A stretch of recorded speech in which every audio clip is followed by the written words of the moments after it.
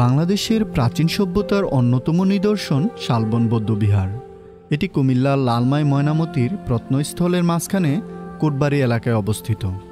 ধারণা করা হয় সপ্তম থেকে অষ্টম শতাব্দীর প্রথম ভাগে দেববংশের চতুর্থ রাজা শ্রীভবদেব এই বিহার নির্মাণ করেন। বিহারটির আশেপাশে একসময় শাল গজারের ঘন বন ছিল বলেই এই বিহারটির নামকরণ হয়েছিল শালবন বিহার। বর্গাকার এই বিহারের চারপাশে রয়েছে ১১৫টি কক্ষ, যেখানে বৌদ্ধ ভিক্ষুরা থাকতেন, অধ্যয়ন ও ধর্মচর্চা করতেন। প্রত্নতাত্ত্বিক খননে এখানে পাওয়া গেছে তাম্রলিপি, সোনার মুদ্রা, ব্রোঞ্জ মূর্তি ও পোড়ামাটির ফলক, যা প্রমাণ করে বাংলাদেশের প্রাচীন ঐতিহ্যের গভীর শিখর। এখনও দাঁড়িয়ে আছে শালবন বিহার, হাজার বছরের ইতিহাসের এ যেন এক নীরব সাক্ষী।